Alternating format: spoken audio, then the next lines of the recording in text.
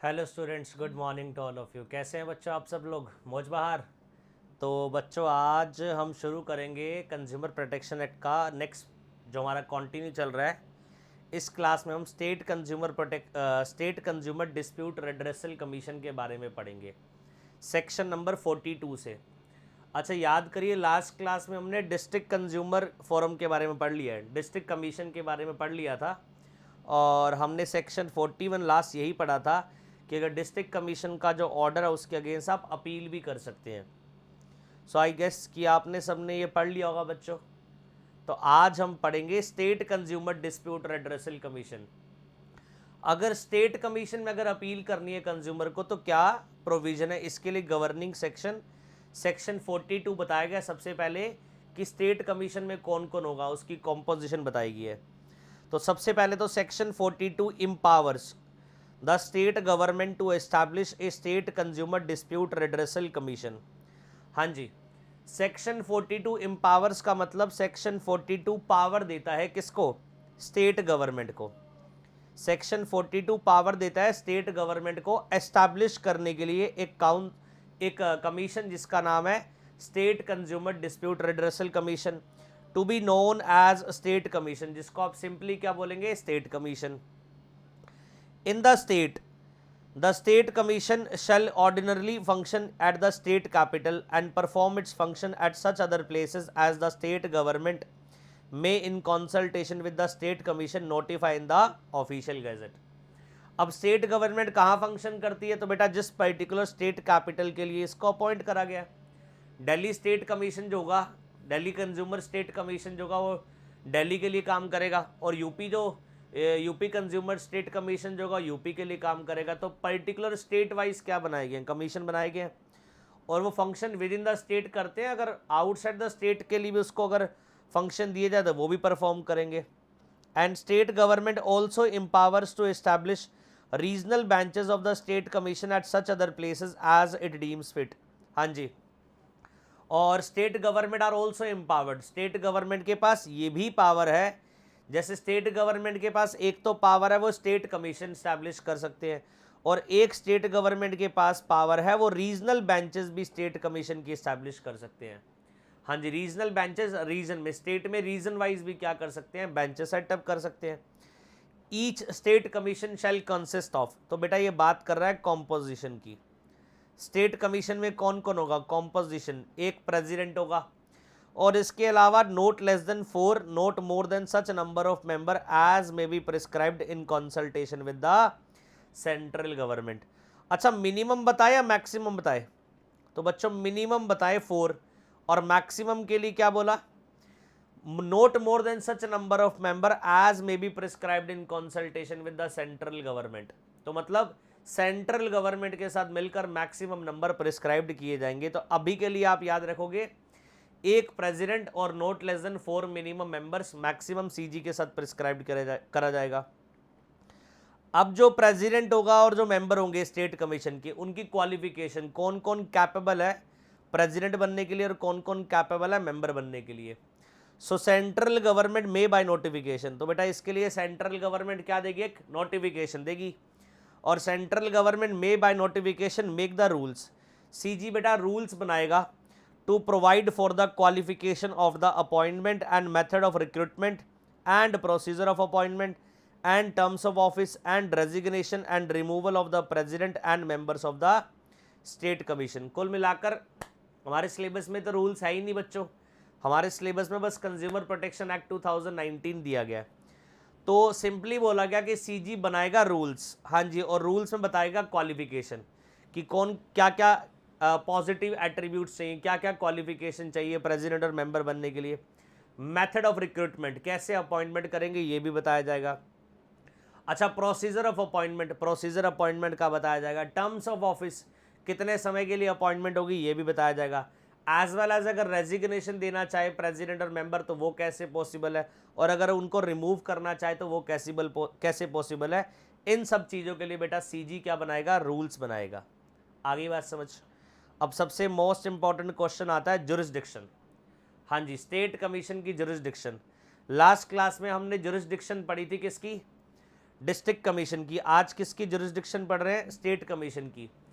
ठीक है जी। अब जुरिस्डिक्शन देखो बेटा, according to section 47 subsection 1 the state commission shall have the jurisdiction. Jurisdiction का बेटा डिक्शनरी मीनिंग अगर बात करूं, ऑर्डिनरी मीनिंग पावर होता है। जुरिस्डिक्शन अलग अलग तरह की होती है। एक जुरिस्डिक्शन होती है मॉनेटरी वाइज, पिक्यूनरी वाइज, कितने अमाउंट तक के केस देखेंगे। एक होती है टेरिटरी वाइज, कौन से एरिया के केस देखेंगे। एक होती है पर्सन वाइज, कौन से पर्सन का केस देखेंगे। जुरिस्डिक्शन अलग अलग होती है। जब हम सीपीसी पढ़ते हैं, सिविल प्रोसीजर कोड, जेआईजेएल में, तो वहाँ पर आपने कॉन्सेप्ट पढ़ा होगा, एक टॉपिक आपने पढ़ा होगा जुरिस्डिक्शन ऑफ सिविल कोड। तो वहाँ पर आपने 4 तरह की जुरिस्डिक्शन पढ़ी थी, सब्जेक्ट वाइज, ठीक है जी, पर्सन वाइज, टेरिटरी वाइज और पिक्यूनरी वाइज।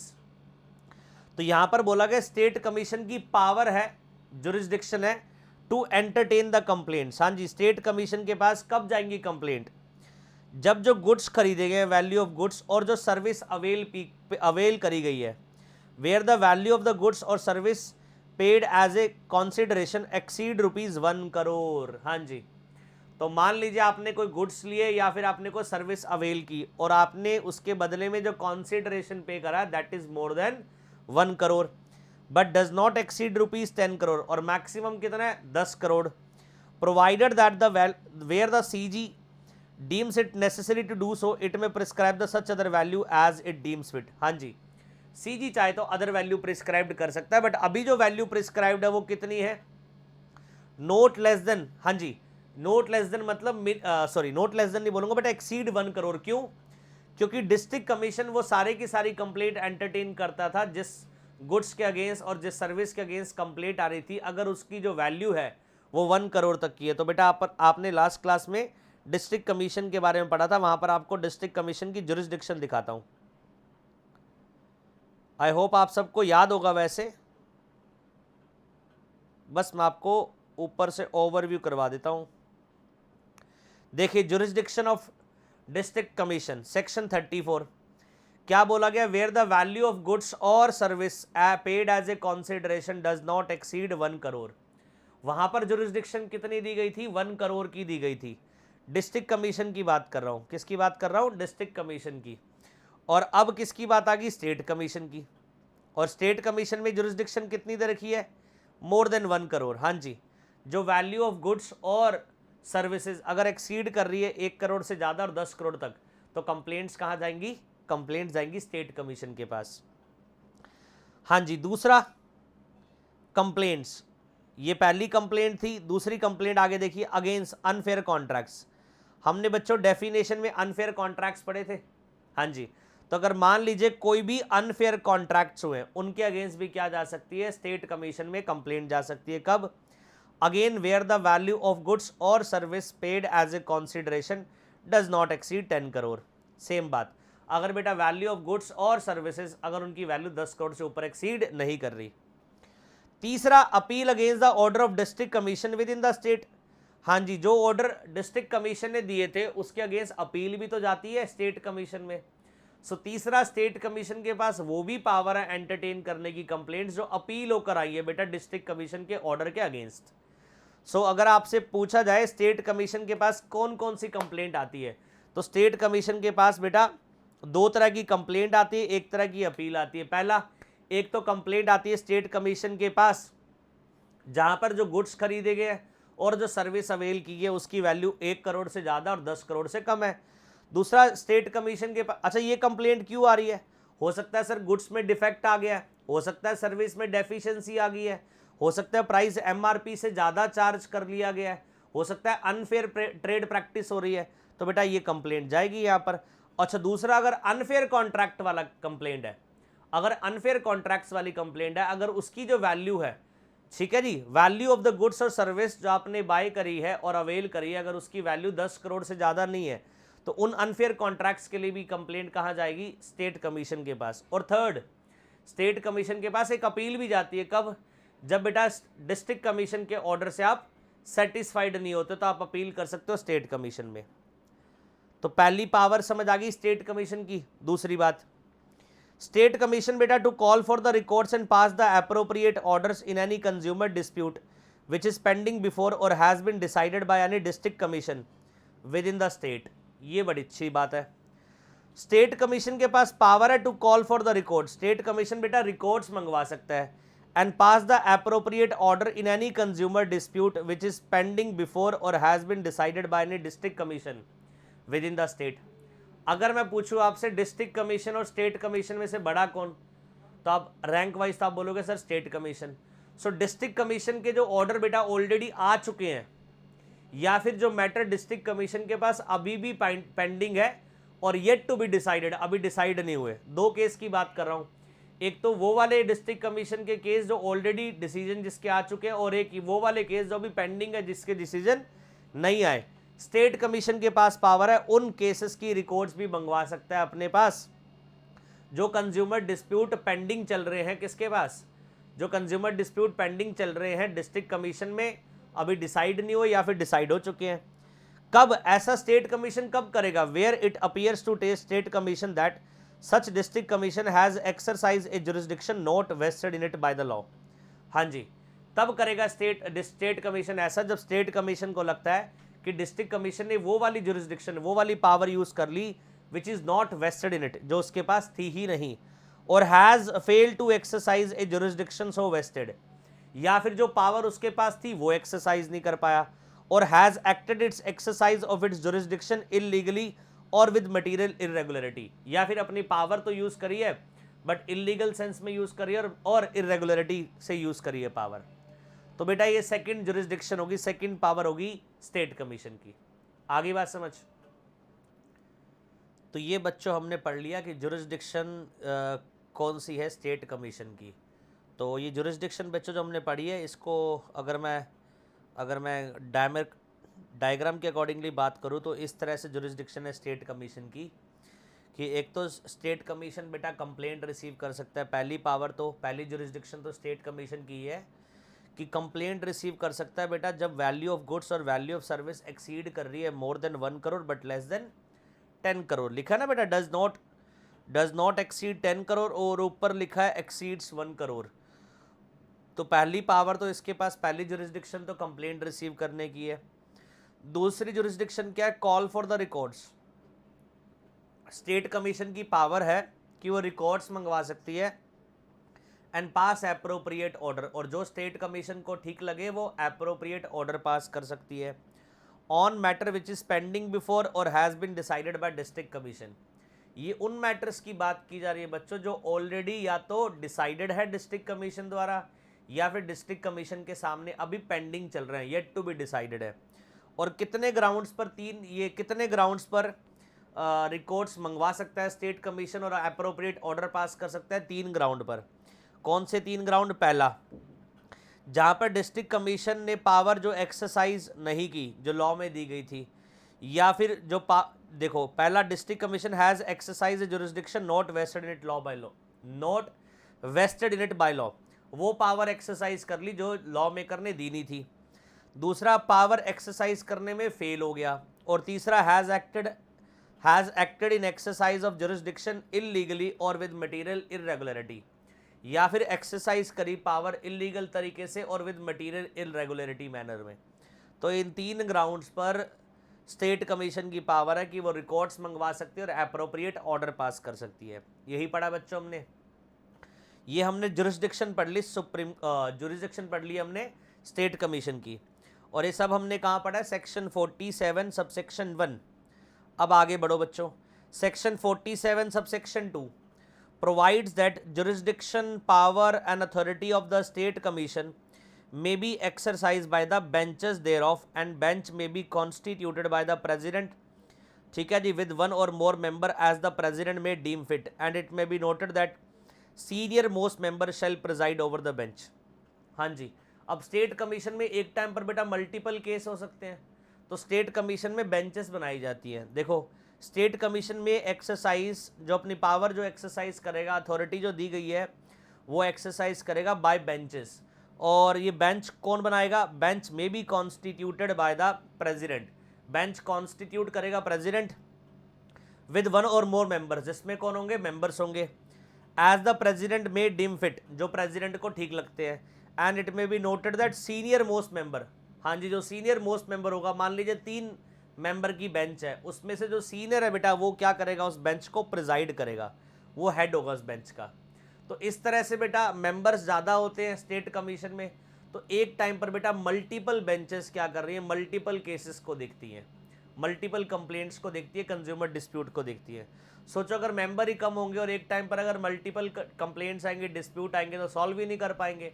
तो इसलिए बेटा बेंचेस बना रखी हैं स्टेट कमीशन की पावर एक्सरसाइज करने के लिए। Section 47 subsection 3, where the member of the bench in differ in opinion on any matter. हाँ जी, जो बेंच के मेंबर है बेटा वो डिफर करते हैं ओपिनियन में। The point shall be decided according to opinion of majority. कई बार ऐसा होता है बेटा डिफरेंस ऑफ ओपिनियन आता है, काफ़ी ज़्यादा लोग हो, तो फिर उस केस में क्या करा जाएगा, decision shall be taken by majority. मान लीजिए 3 मेंबर है बेटा उस बेंच में, सो 3 का मेजोरिटी कितना होगा, 2, जो 2 ने डिसाइड कर लिया वही डिसीजन लिया जाएगा।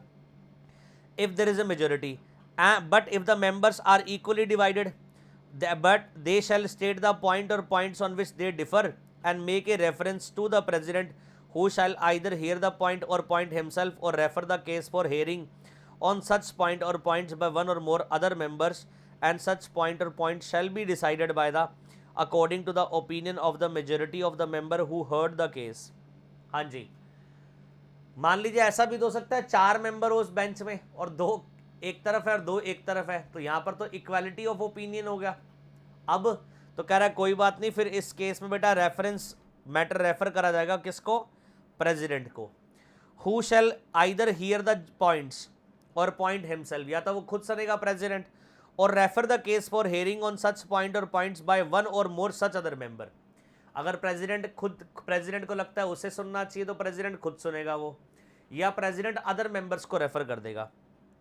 who heard the case including those who first heard it, the president or other member as the case may be shall give its opinion on the point or points so referred within a period of 1 month from the date of the reference। और जिस दिन आपने reference दिए बेटा president को, तो उसके 1 महीने या तो प्रेसिडेंट खुद ओपिनियन देगा या प्रेसिडेंट रेफर कर देगा मैटर को अदर मेंबर्स को, वो ओपिनियन देंगे। तो जो भी बेटा ओपिनियन दे रहा है मैक्सिमम कितना समय लगाएगा, 1 महीने का टाइम लगाएगा ओपिनियन देने में अपनी। ये बोलता है बेटा सेक्शन 47 सबसेक्शन 3।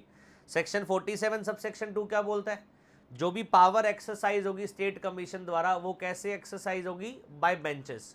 और बेंचेस कौन बनाएगा, प्रेसिडेंट विद 1 और मोर मेंबर्स जो उसको ठीक लगते हैं, और जो सीनियर मोस्ट मेंबर होगा बेंच को प्रिजाइड करेगा। सबसेक्शन 3 बोलता है अगर कोई डिफरेंस आता है बेटा मेंबर्स में, so it shall be decided by majority of members. हाँ जी, जो मेजोरिटी ऑफ मेंबर्स का से होगा वही डिसीजन लिया जाएगा। बट अगर मान लीजिए मेंबर्स इक्वली है, हाफ फेवर में हाफ अगेंस्ट में, तो फिर रेफर किया जाएगा मैटर प्रेसिडेंट को, और प्रेसिडेंट आइदर खुद ओपिनियन देगा और मैटर आगे रेफर कर देगा अदर मेंबर्स को, और 1 महीने के अंदर फाइनली ओपिनियन आ जाएगी। And according to section 47 subsection 4, आगे देखिए, complaint shall be institute in state commission. हाँ जी, within the limits of whose jurisdiction. Complaints कहाँ जाएगी, तो बेटा ये बता रहा है टेरिटोरियल जुरिस्डिक्शन। ये क्या बता रहा है, टेरिटोरियल जुरिस्डिक्शन, कितने टाइम में कंप्लेंट को कौन से स्टेट कमीशन के पास कंप्लेंट जाएगी, टेरिटोरियल जुरिस्डिक्शन हम पढ़ रहे हैं। अच्छा, ऊपर जो आपने बेटा ये अमाउंट वाला केस पढ़ा था, ये कौन सी जुरिस्डिक्शन थी, ये थी पिक्यूनरी जुरिस्डिक्शन, अमाउंट वाली जुरिस्डिक्शन थी कि इतने वैल्यू तक के केसेस स्टेट कमीशन देखेगी, इससे ऊपर वाले नहीं देखेगी। और अब क्या आ गया, अब आ गया बच्चों टेरिटोरियल जुरिस्डिक्शन। कौन सा स्टेट कमीशन, हिंदुस्तान में तो बहुत स्टेट है, तो कह रहा है द ऑपोजिट पार्टी और each of opposite party where there are more than one at the time of the institution of the complaint ordinarily reside. जहां पर ऑपोजिट पार्टी, और अगर ऑपोजिट पार्टी एक से ज़्यादा है तो कोई भी एक जो जहां रहता है, चलो मैं एक एक मानकर चलता हूं, मैं मानकर चलता हूं कंप्लेंट करने वाला भी एक है और जिसके अगेंस्ट कंप्लेंट हो रहा है वो भी एक है। सो जहाँ पर बेटा ऑपोजिट पार्टी रह रही है, रिजाइड कर रही है, और कैरीज ऑन बिजनेस, जहाँ उसका बिजनेस है, और हैज़ ए ब्रांच ऑफिस, या उसका ब्रांच ऑफिस है, और पर्सनली वर्क्स फॉर गेन, या फिर जहाँ बेटा पर्सनली वर्क्स कर रहा है फॉर प्रॉफिट, इनमें से किसी भी जुरिस्डिक्शन में जाकर कंप्लेनेंट कंप्लेंट कर सकते हैं। तो कंप्लेनेंट के पास कितनी जुरिस्डिक्शन है, कंप्लेनेंट के पास 4 टेरिटोरियल जुरिस्डिक्शन अगर मैं बात करूँ। पहला, जहाँ पर ऑपोजिट पार्टी रहती है, रिजाइड करती है। दूसरा, जहाँ पर opposite party carries on business जहां पर ऑपोजिट पार्टी का ब्रांच ऑफिस है, जहां पर opposite party personally works for gain कर रही है। आगे, any of the opposite party where there are more than one at the time of the institution of the complaint actually and voluntarily reside or carries on business or has a branch office or personally works for gain provided in such case permission of the state commission is given। क्या बोल रहा है? मान लीजिए एक से ज़्यादा बेटा क्या है, ऑपोजिट पार्टी है। मान लीजिए 4 ऑपोजिट पार्टी, एक गुजरात में रहती है, एक दिल्ली में रहती है, एक महाराष्ट्र में रहती है, एक हरियाणा में रहती है। तो 4 अलग अलग जुरिस्डिक्शन, 4 अलग अलग जगह रहते हैं बेटा पार्टीज। तो फिर कह रहा है अगर मान लीजिए मोर देन वन ऑपोजिट पार्टी है, सो आप कहाँ फाइल कर सकते हो कंप्लेंट? एक तो जहाँ पर उसमें से कोई भी ऑपोजिट पार्टी जहाँ रहती है या जहाँ बिजनेस हो रहा है या फिर जहाँ पर ब्रांच ऑफिस है और पर्सनली वर्क्स फॉर गेन, कहीं पर भी फाइल कर दो। बट अगर मान लीजिए आप महाराष्ट्र में फाइल कर रहे हो, बट 3 ऑपोजिट पार्टी तो महाराष्ट्र में रहती नहीं, महाराष्ट्र में तो एक ही ऑपोजिट पार्टी रहती है। तो कह रहा है in such case permission of state commission is given. हाँ जी, इसके लिए आपको स्टेट कमीशन की परमिशन चाहिए। और तीसरा बच्चों, कॉज ऑफ एक्शन, जहां पर कॉज ऑफ एक्शन, हाँ जी, डिस्प्यूट कॉज ऑफ एक्शन जहां पर अराइज हुआ है वहां पर तो फाइल कर ही सकते हो सूट। हाँ जी, ये बेटा कभी नहीं था, लॉ में लिखा हुआ है, अब ऐड करा गया। कंप्लेनेंट रिजाइड और पर्सनली वर्क्स फॉर गेन। हाँ जी, जो कंप्लेंट कर रहा है, मान लीजिए मैं कंप्लेंट कर रहा हूँ, मैं दिल्ली में रहता हूँ, बट जो ऑपोजिट पार्टी है वो उत्तर प्रदेश में रहती है। तो अगर मैं ऊपर के प्रोविजन के अकॉर्डिंगली पढ़ूँ तो मुझे उत्तर प्रदेश की जुरिस्डिक्शन में जाना पड़ेगा, यूपी स्टेट कमीशन में कंप्लेंट फाइल करनी पड़ेगी।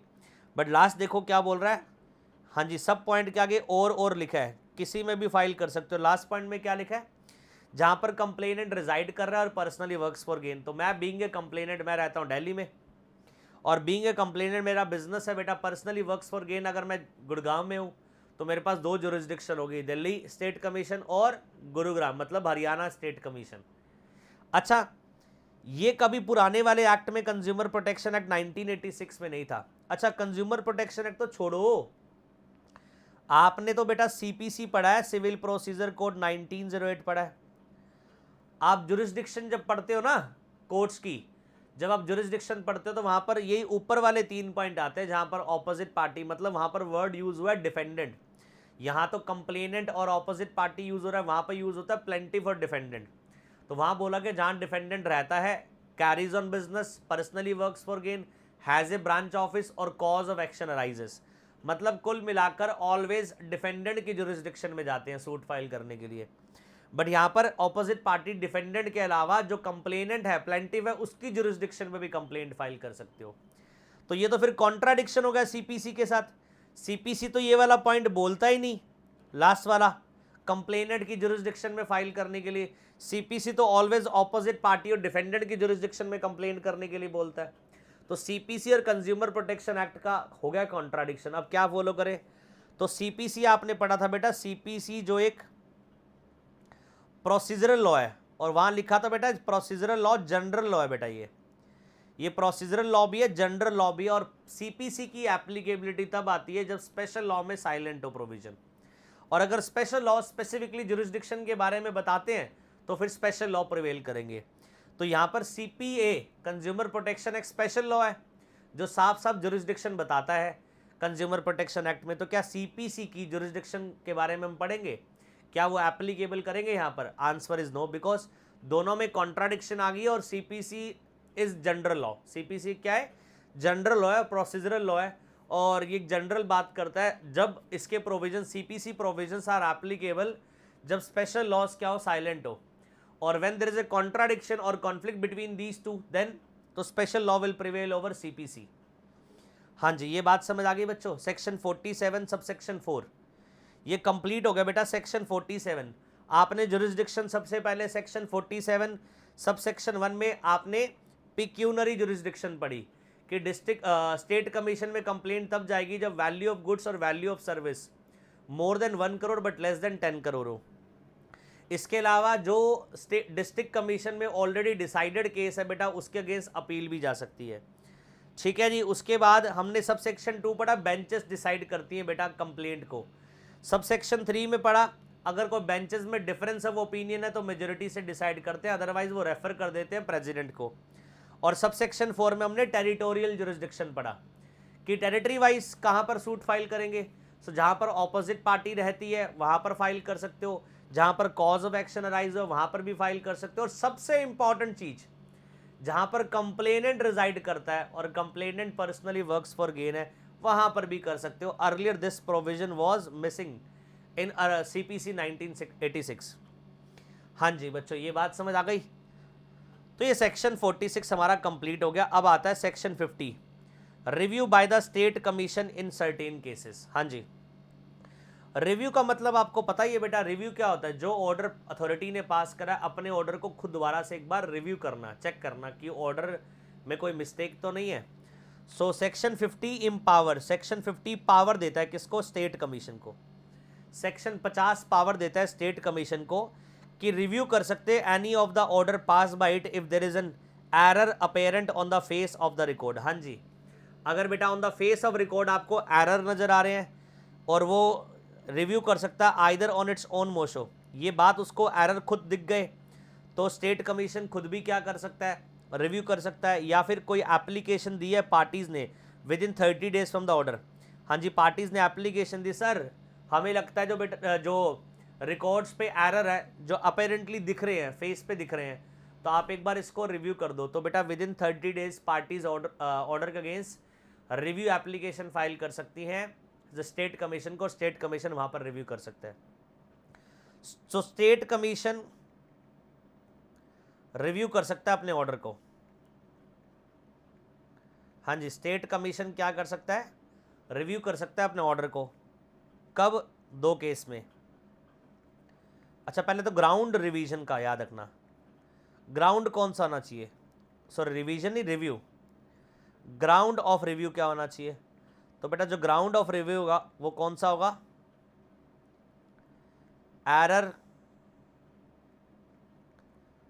Apparent on the face of record, इस ग्राउंड पर रिव्यू हो सकता है। और रिव्यू कौन करेगा, स्टेट कमीशन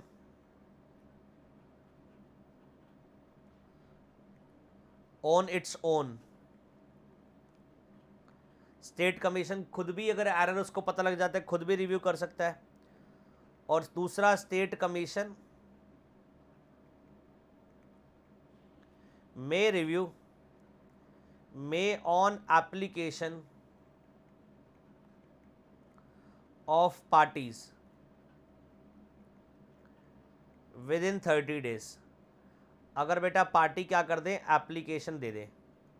हाँ जी, अगर पार्टी एप्लीकेशन दे दे 30 डेज के अंदर, सर जो ऑर्डर आया है ना स्टेट कमीशन का वो on the face of it error उसमें क्या दिख रहा है, तो इस ग्राउंड पर स्टेट कमीशन क्या कर सकता है, पार्टीज़ की एप्लीकेशन अगर 30 डेज में आ गई तो उस ग्राउंड पर भी वो क्या कर सकता है, अपने ऑर्डर को रिव्यू कर सकता है। तो दो बेटा ग्राउंड तो एक ही है, स्टेट कमीशन जो रिव्यू करता है अपने ऑर्डर को, और रिव्यू बेटा दो केस में कर सकता है। एक तो खुद जब स्टेट कमीशन क्या है ऑन इट्स ओन, जब उसको लगता है कि मुझे रिव्यू करना है और एरर उसको खुद पता लग गई। दूसरा उसको एरर किसने बताए, हाँ जी पार्टीज़ ने बताया विद इन 30 डेज में ऑर्डर रिसीव होने के बाद। सेक्शन 50 ओवर बच्चों। अब आ गया section 51, appeal to national commission. बिना कोई डाउट के बताओ अपील कब जाएगी नेशनल कमीशन के बाद, जब स्टेट कमीशन के ऑर्डर से सेटिस्फाइड नहीं होंगे तो कहाँ चले जाएंगे, नेशनल कमीशन में। और सेक्शन 51 इसी की बात करता है। Section 51 sub section 1 provides that any person aggrieved मतलब नाखुश by an order made by the state commission in exercise of its power conferred under section 47 sub section 1 clause sub clause 1 and sub clause 2 may prefer an appeal against the order to national commission with in a period of 30 days from the date on order in such form and manner as may be prescribed। तो मतलब section 47 में बेटा या तो sub clause A में sub clause या तो सब क्लॉज 1 या सब क्लॉज 2, इन दो ही केस में क्या होता है, ऑर्डर आता है स्टेट कमीशन का। तो बेटा उन दो केस में जब ऑर्डर आया स्टेट कमीशन का और उसके ऑर्डर से आप सेटिस्फाइड नहीं हो, किसी भी ग्राउंड पर आया, उन दो केस में अगर बेटा ऑर्डर आया और आप उसके ऑर्डर से सेटिस्फाइड नहीं हो स्टेट कमीशन के, तो आप अपील कर दीजिए। आप क्या कर दीजिए, अपील कर दीजिए स्टेट नेशनल कमीशन में, स्टेट कमीशन के अगेंस्ट विद इन 30 डेज। और national commission shall not entertain the appeal after the expiry of the said period of 30 days unless it is satisfied that there was sufficient cause for not filing it with in that period.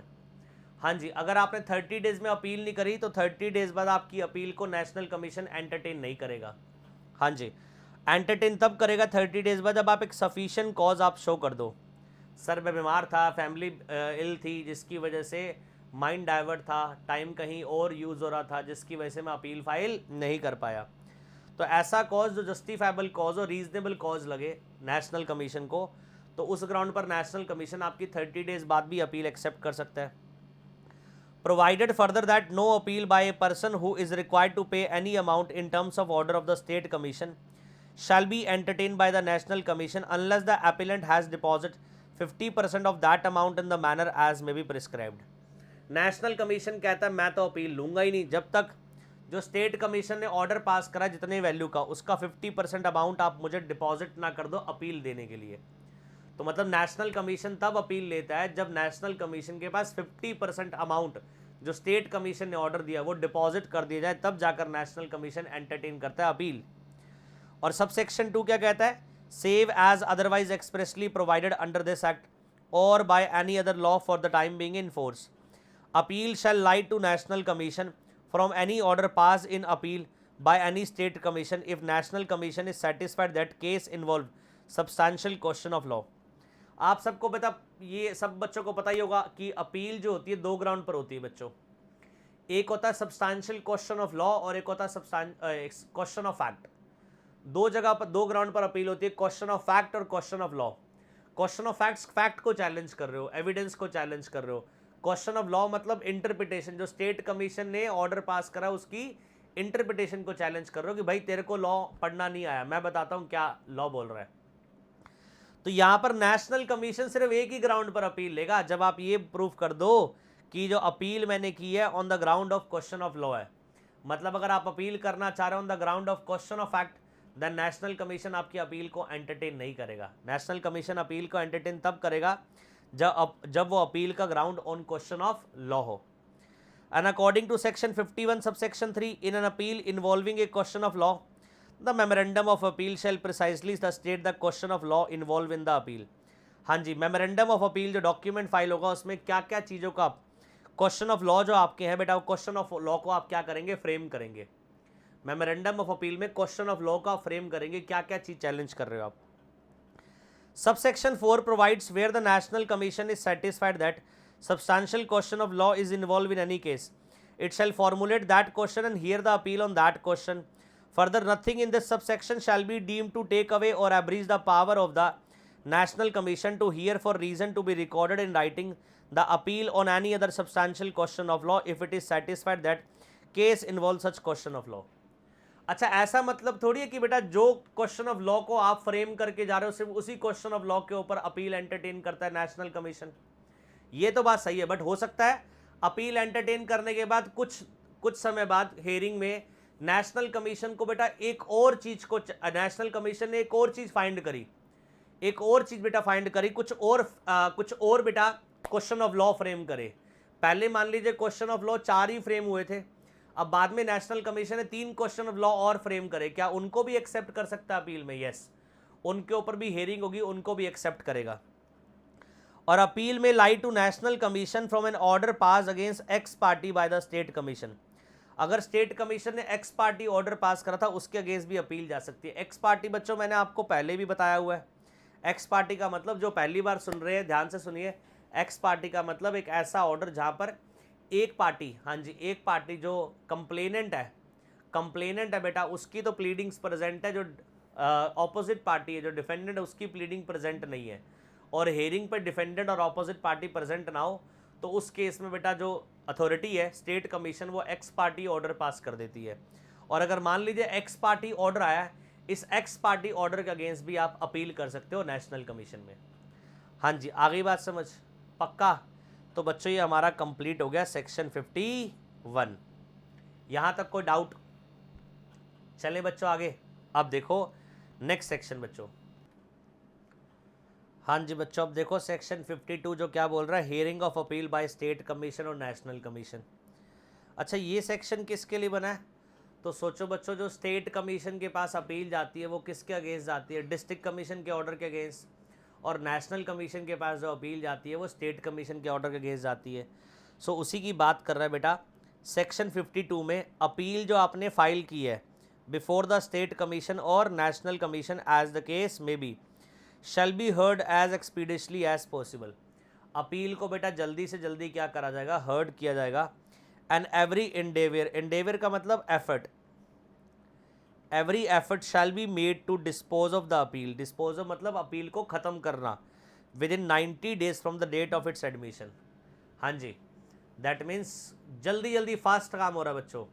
District commission ने order pass करा, उसके against appeal गई state commission को, state commission ने order pass करा, उसके against appeal गई national commission को। सो जब अपील होकर बेटा केस आता है स्टेट कमीशन के पास या नेशनल कमीशन के पास, अगर कंप्लेंट आती है, डिस्प्यूट आता है, वो एफर्ट लगाएंगे उस डिस्प्यूट को सॉल्व करने के लिए 90 डेज में सिर्फ। हाँ जी, adjournment shall not ordinarily be granted by the state commission और national commission as the case may be unless sufficient cause is shown and reason for grant of adjournment have been recorded in writing by such commission. हाँ जी, क्या बोल रहा है? Adjournment shall not ordinarily be granted by the state commission और national commission. हाँ जी, मतलब जो एडजॉर्नमेंट नहीं होती हियरिंग बेटा, हेयरिंग को एडजॉर्न करवा देते हैं। कह रहा है जनरली जो स्टेट कमीशन नेशनल कमीशन है एडजॉर्नमेंट ग्रांट करेंगे नहीं अनलेस सफिशिएंट कॉज। जब तक उनको वैलिड कॉज नहीं लगता, वैलिड रीजन लगता, तब तक वो एडजॉर्नमेंट नहीं करेंगे, डिले नहीं करेंगे। अदरवाइज जल्दी जल्दी कंप्लेंट को डिस्पोज ऑफ करने की कोशिश करेंगे। स्टेट कमीशन और national commission as the case may be shall make the order as to cost occasion by the adjournment as may be specified by regulations. और अगर मान लीजिए एडजॉर्नमेंट होती है, पार्टीज की वजह से एडजॉर्नमेंट हो रही है, state commission national commission adjournment parties की वजह से कर रहा है, तो बेटा उसकी कॉस्ट भी लेगा। हाँ जी, कॉस्ट भी लेगा, क्योंकि जितना डिले केस होगा, जितना डिले कंप्लेंट होगा, उतना सफ़र करेगा ना वो स्टेट कमीशन नेशनल कमीशन, क्योंकि और भी तो डिस्प्यूट है, तो कह रहा उसकी कॉस्ट ली जाएगी। In the event of appeal being dispose of after the period so specified. अगर मान लो अपील डिस्पोज ऑफ नहीं हो पाई 90 डेज में, 90 डेज के बाद डिस्पोज ऑफ हो रही है, सो स्टेट कमीशन और national commission as the case may be shall record in writing the reason for same at the time of the disposing of the said appeal. तो कह रहा कोई बात नहीं, रीजन रिकॉर्ड कर दो राइटिंग में कि क्यों अपील 90 डेज के बाद डिस्पोज ऑफ हो रही है। जनरली प्रोविजन क्या था? जनरल प्रोविजन ये था that appeal shall be dispose of by the state commission और national commission with in 90 days from the date of its admission. और अगर 90 डेज में नहीं हुआ, अगर 90 डेज में अपील डिस्पोज ऑफ नहीं हुई, तो बेटा उसके बाद जो आप डिस्पोज ऑफ करोगे अपील को, जितना पीरियड एक्सटेंड करोगे, तो उसका रीज़न कि क्यों ऐसा टाइम लगा आपको ज़्यादा अपील को डिस्पोज ऑफ करने में। हाँ जी, ये बच्चों सेक्शन 52 हमें ख़त्म कर लिया, जिसमें हमने टाइम पीरियड पढ़ लिया स्टेट कमीशन और नेशनल कमीशन जो अपील जो आई है उनके पास कंप्लेंट की, कितने समय में डिस्पोज ऑफ करेंगे। ये खत्म हो चुका बच्चों, सेक्शन 52 खत्म हो चुका है हमारा स्टेट कमीशन वाला पार्ट। अब हम सेक्शन 53 से शुरू कर रहे हैं, national consumer dispute redressal commission. हाँ जी, national consumer dispute redressal commission पढ़ रहे हैं। सबसे पहले हमने डिस्ट्रिक्ट कमीशन पढ़ा, देन हमने स्टेट कमीशन पढ़ा, और अब हम शुरू कर रहे हैं national commission. Section 53 empowers, power देता है सेक्शन 53 सेंट्रल गवर्नमेंट को कि इस्टेब्लिश करो national consumer dispute redressal commission to be known as national commission. Wow, क्या बोल रहा है ये कि जैसे स्टेट कमीशन स्टेट गवर्नमेंट ने बनाया था, स्टेट गवर्नमेंट ऑथराइज था उसको बनाने के लिए, वैसे नेशनल कमीशन बनाने के लिए सेंट्रल गवर्नमेंट ऑथराइज है, सेंट्रल गवर्नमेंट नेशनल कमीशन बनाएगी। और national commission shell ordinarily function at the national capital region and perform its function at other places as the central government may in consultation with the national commission notify in the official gazette। तो national commission जो बेटा function कर रही है, एक तो राजधानी से कर रही है, देश की राजधानी क्या है? दिल्ली। हाँ जी, एक तो देश की राजधानी से वर्क कर रही है, इसके अलावा अगर लगता है इसको कहीं और भी मुझे ऑफिस सेटअप करने, वहाँ से भी वर्क करना चाहिए, तो बेटा वो क्या कर सकते हैं? नोटिफाई कर सकते हैं ऑफिशियल गैजेट में, जहाँ जहाँ से और नेशनल कमीशन क्या करेगा? वर्क करेगा। ये सीजी नोटिफाइड करेगी। CG may also establish regional benches of the national commission at such other place as it deem fit. CG के पास पावर है, सीजी चाहे तो बेटा रीजनल बेंचेस भी सेटअप कर सकता है। आगे बात समझ। कॉम्पोजिशन, नेशनल कमीशन में कौन होगा?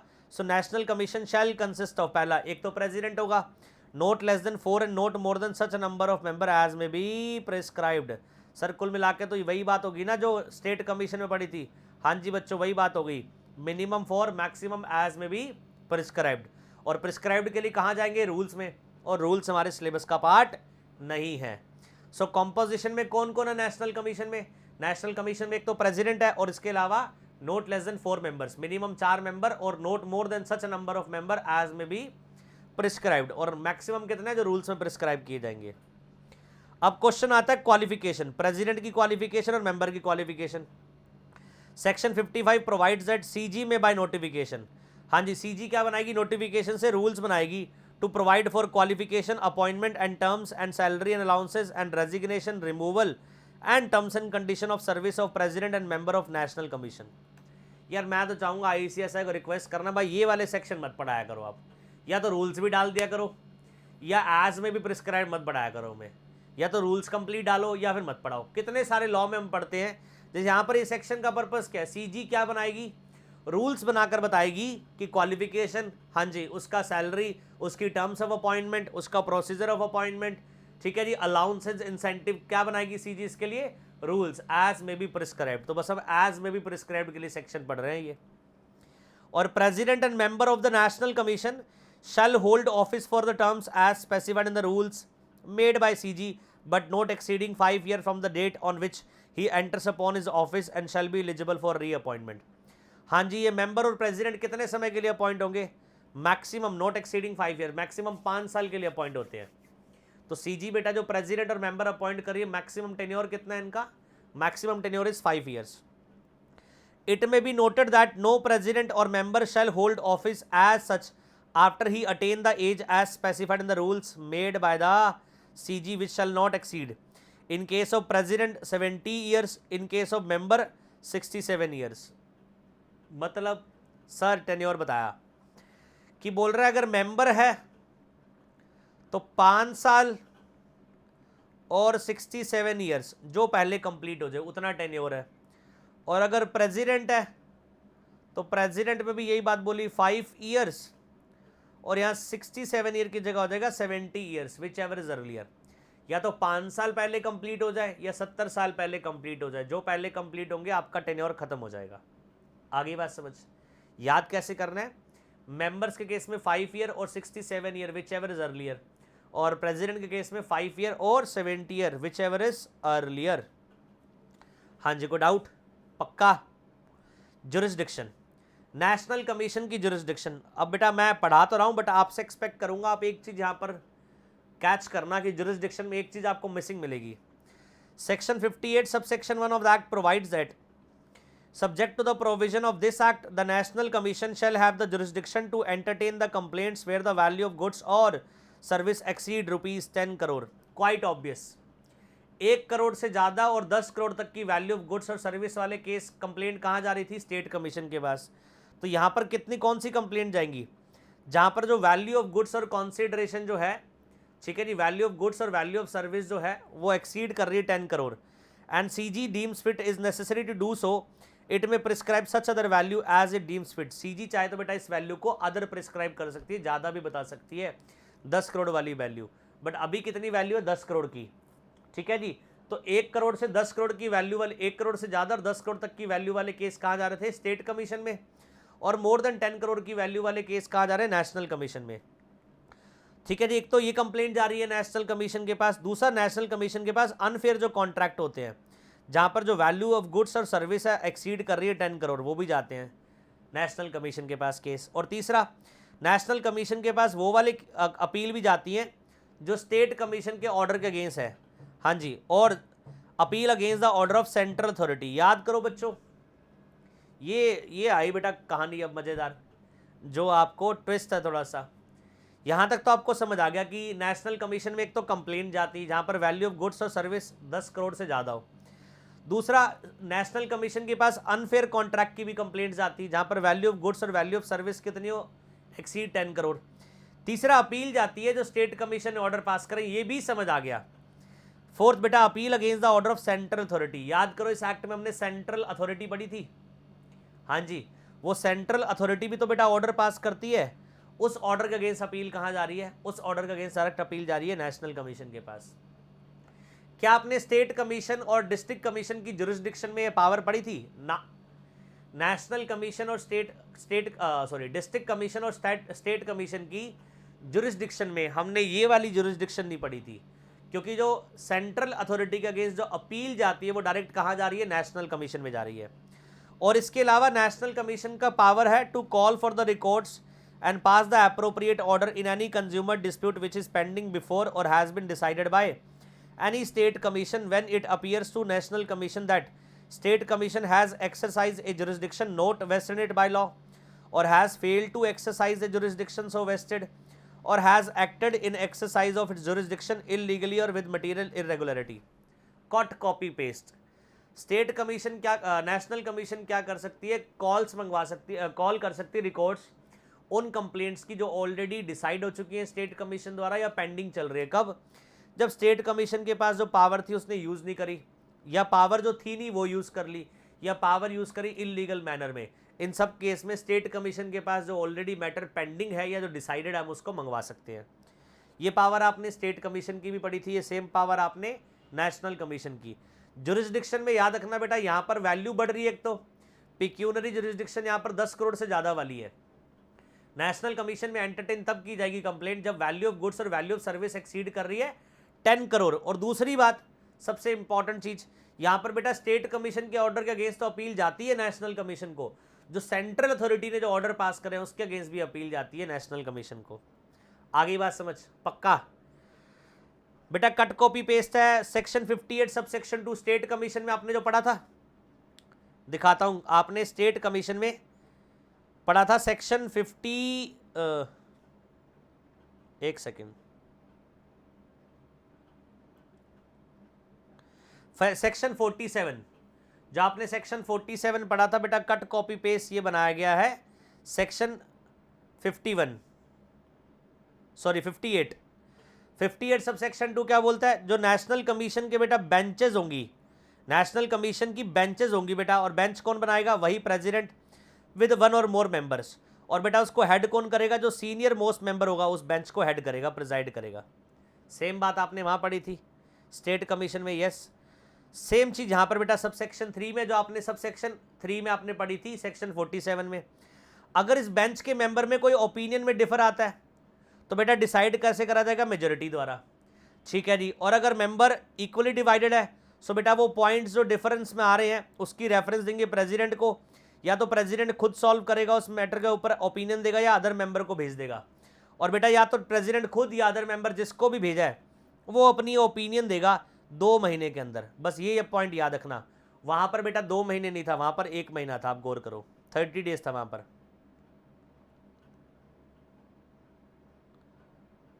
ये देखो with in 1 month.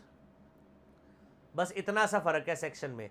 Section 47 sub section 2, section 58 sub section 2 cut copy paste, section 47 sub section 3, section 58 sub section 3 cut copy paste. बस एक चीज़ का डिफरेंस है कि नेशनल कमीशन की जो बेटा ओपिनियन है प्रेसिडेंट की और अदर मेंबर्स की, वो ओपिनियन 2 महीने के अंदर आती है, और स्टेट कमीशन में जब जाता है मैटर तो 1 महीने के अंदर ओपिनियन आती है।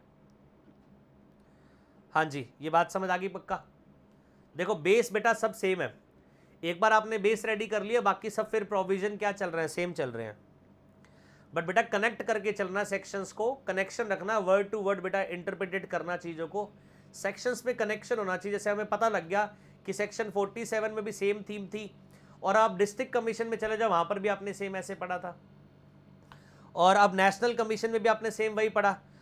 जैसे आपने स्टेट कमीशन का पढ़ा था, स्टेट कमीशन अपने ऑर्डर को रिव्यू कर सकता है। नेशनल कमीशन भी सेक्शन 60 में इसको पावर दी गई है अपने ऑर्डर को रिव्यू करने की। नेशनल कमीशन रिव्यू कर सकता है कब?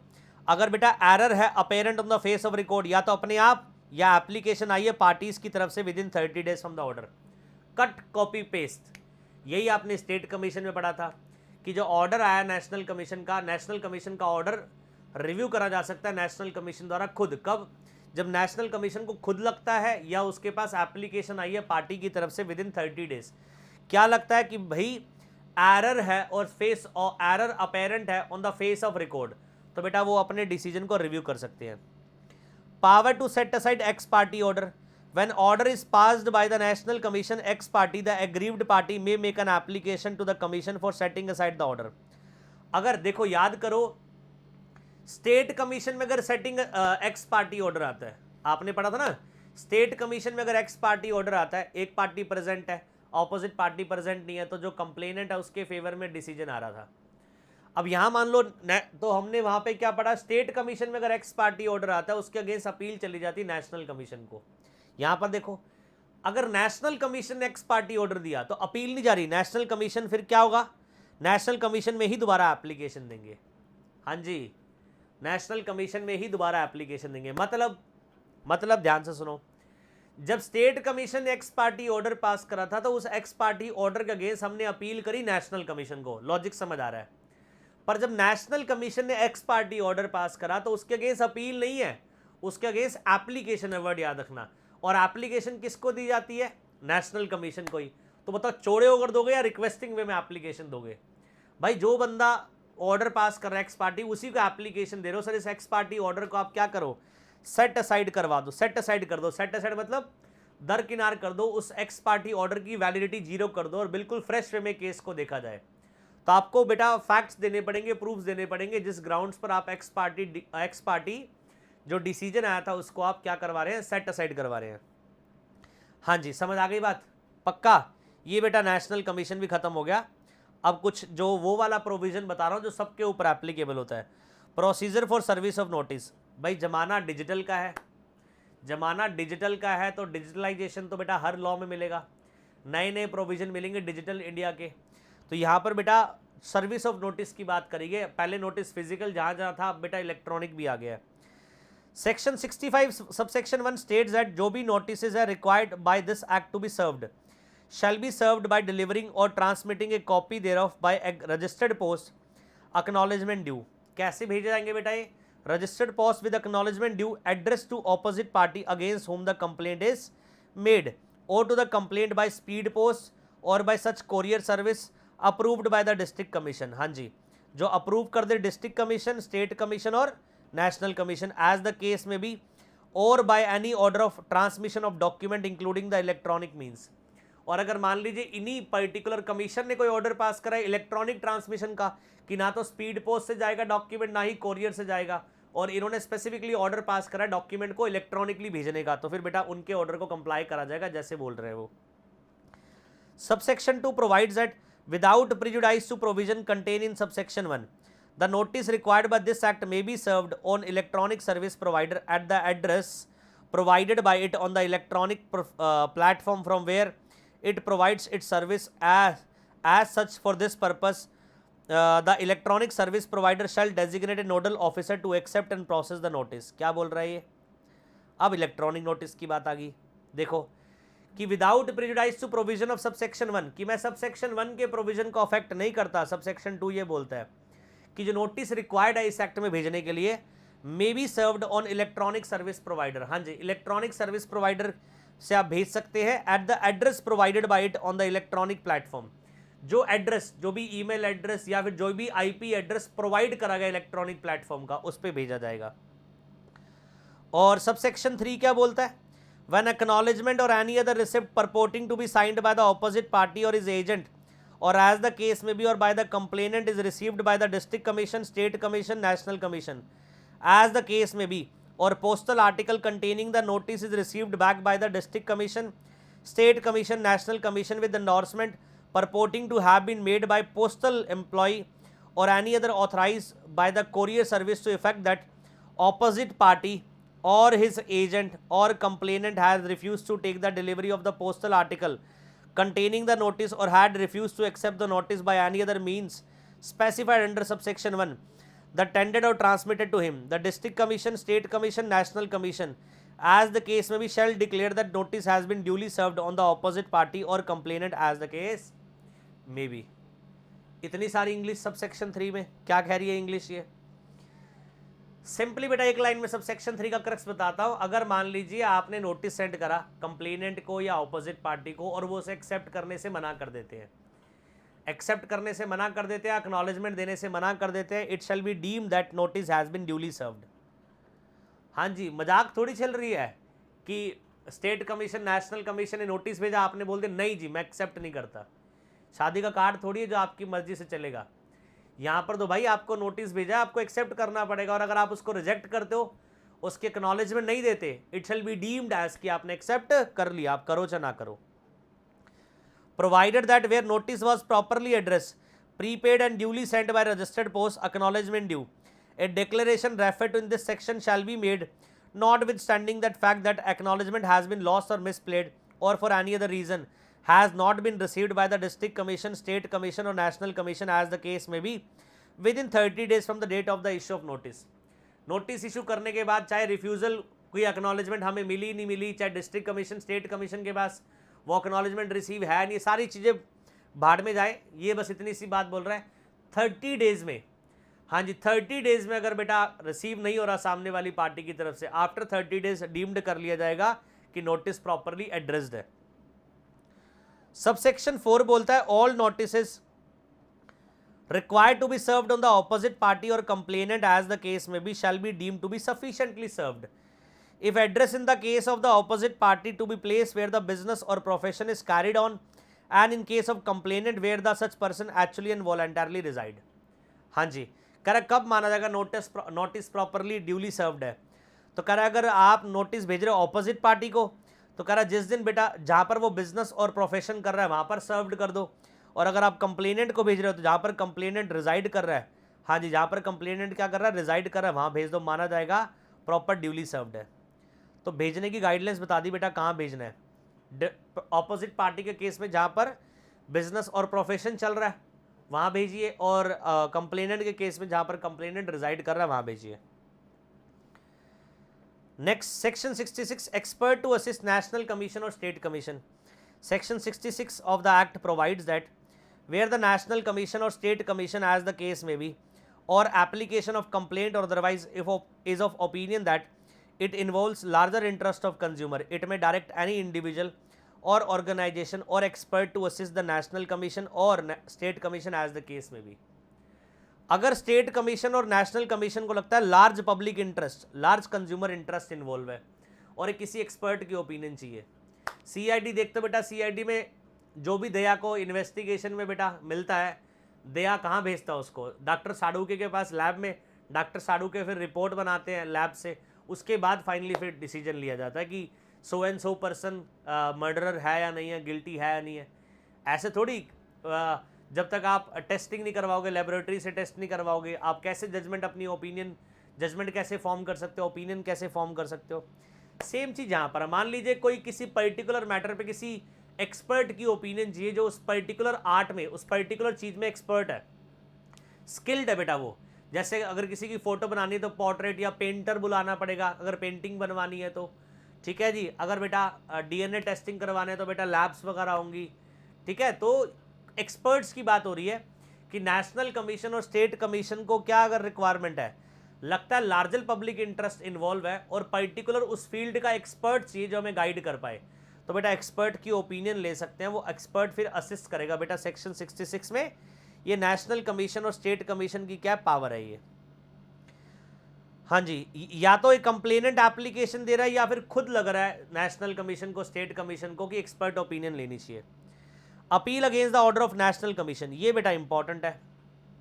नेशनल कमीशन का भी ऑर्डर आ गया, आप उससे भी सेटिस्फाइड नहीं हो। अब according to section 67 any person aggrieved, नाखुश अगर पर्सन, order made by national commission may prefer an appeal against the order to supreme court within a period of 30 days from the date of the order। हाँ जी, national commission के order के against appeal कहाँ जाएगी, supreme court को। कितने दिन में, 30 डेज में। दैट मीन्स मैं कह सकता हूँ national commission equivalent to high court है, national commission equivalent to high court है, तभी नेशनल कमीशन के ऑर्डर के अगेंस्ट अपील कहाँ जा रही है, सुप्रीम कोर्ट को। Provided that supreme court may entertain an appeal after the expiry of the said period of 30 days if it is satisfied that there was sufficient cause for not filing it within that period। Generally जो appeal file की जाएगी वो 30 days में की जाएगी supreme court को जिस दिन नेशनल कमीशन का ऑर्डर आया है। बट अगर 30 डेज में अपील फाइल नहीं की गई, सुप्रीम कोर्ट बेटा 30 डेज बाद भी अपील एंटरटेन कर सकता है। किस ग्राउंड पर, सफिशिएंट ग्राउंड पर। सफिशिएंट कॉज आप प्रूफ कर दो कि मैं अपील जो फाइल नहीं कर पाया 30 डेज में, उसका मेरे पास सफिशिएंट ग्राउंड है। Provided that no appeal by a person who is required to pay any amount in terms of order of the national commission shall be entertained by Supreme Court unless that person has deposited 50% of the amount in the manner as may be prescribed. Same बेटा rule, जब state commission के order के against national commission के पास जाते हैं तो state commission के order का 50% अमाउंट हमें डिपॉजिट करना पड़ता है नेशनल कमीशन के पास। सेम यहाँ पर है, सुप्रीम कोर्ट कहता है जो नेशनल कमीशन का ऑर्डर है उसका 50% अमाउंट डिपॉजिट करो तभी मैं अपील एंटरटेन करूंगा, अदरवाइज अपील एंटरटेन करूंगा ही नहीं। समझ आ गया बच्चा? पक्की बात, कोई डाउट? यहां तक समझ आ रहा है? ये बेटा नेशनल कमीशन भी खत्म हो गया, अब बेटा वो प्रोविजन शुरू हो गए हैं जो सबके ऊपर लगते हैं। ठीक है जी, मैं अगर कमीशन की बात करूं, district commission, state commission, national commission, तीनों खत्म हो चुके हैं। Section 68 last section for the day है, बाकी नेक्स्ट क्लास में करेंगे। कि जो भी ऑर्डर आता है डिस्ट्रिक्ट कमीशन का, स्टेट कमीशन का, नेशनल कमीशन का, shall if no appeal has been preferred against the order under the provision of the act be final. हाँ जी, जो भी अपील जो भी बेटा डिसीजन आता है डिस्ट्रिक्ट कमीशन का, स्टेट कमीशन का, नेशनल कमीशन का, वो फाइनल माना जाता है अनलेस अपील ना हो जाए। हाँ, जब तक अपील नहीं होगी बेटा फिर वो फाइनल नहीं है, बिकॉज अपीलेट अथॉरिटी उसके ऊपर जो डिसीजन देगी वो माना जाएगा। बट अगर अपील नहीं हुई बेटा, डिस्ट्रिक्ट कमीशन के अगेंस्ट, स्टेट कमीशन के ऑर्डर के अगेंस्ट अपील ही नहीं हुई, तो फाइनली जो ऑर्डर बेटा इन्होंने दिया वही ऑर्डर फाइनल माना जाएगा। और अगर अपील हो गई तो जो फिर अपीलेट अथॉरिटी जो जिसके पास अपील गई है वो क्या डिसीजन देती है उसके बेस पर डिसाइड करेगा। हाँ जी, आगे बात समझ? तो आज बच्चों हमने सेक्शन 68 तक कंप्लीट कर लिया। स्टेट कमीशन से हमने शुरू करा था, स्टेट कमीशन की जुरिस्डिक्शन पावर सब पढ़ लिया हमने। स्टेट कमीशन रिव्यू कर सकता है अपने डिसीजन को, ये पढ़ लिया हमने। और स्टेट कमीशन के जो डिसीजन है नेशनल कमीशन उसको रिवाइज भी कर सकता है, ये भी पढ़ लिया। फिर नेशनल कमीशन पढ़ा हमने, नेशनल कमीशन की कॉम्पोजिशन पढ़ी हमने, उसके जो मेंबर और प्रेसिडेंट है उनकी क्वालिफिकेशन, और ठीक है जी उसका सैलरी वगैरह ये सब पढ़ा हमने। रेजिग्नेशन रिमूवल रूल्स में बताया जाएगा ये। और नेशनल कमीशन के पास अपील जो आती है स्टेट कमीशन के ऑर्डर के अगेंस्ट आती है वो भी पढ़ा हमने। अच्छा, नेशनल कमीशन के पास अपील बेटा सेंट्रल अथॉरिटी के ऑर्डर के अगेंस्ट भी आती है। और यहाँ पर एक चीज़ गौर करने वाली, नेशनल कमीशन की कोई टेरिटोरियल जुरिस्डिक्शन नहीं है। जैसे स्टेट कमीशन की, डिस्ट्रिक्ट कमीशन की टेरिटोरियल जुरिस्डिक्शन थी, नेशनल कमीशन की कोई टेरिटोरियल जुरिस्डिक्शन नहीं आई। मैंने आपको कहा था ना, एक पॉइंट यहाँ पर आप मिसिंग आपको कैच करना है, क्योंकि नेशनल कमीशन तो बेटा एक है ना, नेशनल कमीशन एक है पूरे ऑल ओवर इंडिया में, बाकी अदर जगह स्टैब्लिश हो सकते हैं प्लेसेस, तो एक है, उसकी जगह से बेटा अपील जो जाएगी उस एक में ही जाएगी, तो टेरिटोरियल जुरिस्डिक्शन की बात ही नहीं आई। But state commission, district commission एक से ज़्यादा है तो इसलिए बेटा उनकी टेरिटोरियल जुरिस्डिक्शन आती है। और जो अपीलेट प्रोविजन है अपील वाले वो भी हमने पढ़ लिए। डिस्ट्रिक्ट कमीशन के बाद हम स्टेट कमीशन में जाते हैं, स्टेट कमीशन के ऑर्डर से हम नेशनल कमीशन जाते हैं, और फाइनली नेशनल कमीशन के ऑर्डर के अगेंस्ट सुप्रीम कोर्ट को जाते हैं। हाँ जी बच्चों, यहाँ तक बहुत है आज के लिए। तो नेक्स्ट क्लास में बेटा सेक्शन 69 से लिमिटेशन पीरियड पढ़ेंगे, इतना पढ़ लीजिएगा जितना पढ़ा है, ठीक है जी। और अब चैप्टर बेटा एंड पार्ट पर है, ये हमने स्टेट कमीशन, नेशनल कमीशन और लास्ट क्लास में डिस्ट्रिक्ट कमीशन कंप्लीट कर लिया है। अब नेक्स्ट क्लास में मिलते हैं बेटा, इसी तरह हंसते रहिए, मुस्कुराते रहिए, पढ़ते रहिए और पढ़ाते रहिए, ठीक है जी। Thank you so much and good bye to all of you.